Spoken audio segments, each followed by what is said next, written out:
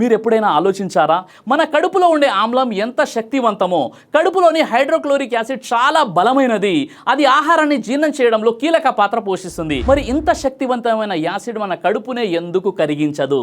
సమాధానం అల్లా సృష్టించిన అద్భుతమైన వ్యవస్థలో ఉంది. మన కడుపు లోపలి గోడలపై ఒక ప్రత్యేకమైన రక్షణ పొర అంటే మ్యూకస్ లేయర్ ఉంటుంది. ఈ పొర ఒక కవచంలా పనిచేసి యాసిడ్ నేరుగా కడుపు గోడలను తాకకుండా కాపాడుతుంది. అంతేకాదు కడుపు గోడల కణాల నిరంతరం పునరుత్పత్తి అవుతూ దెబ్బతిన్న భాగాలను తిరిగి సరిచేస్తుంటాయి.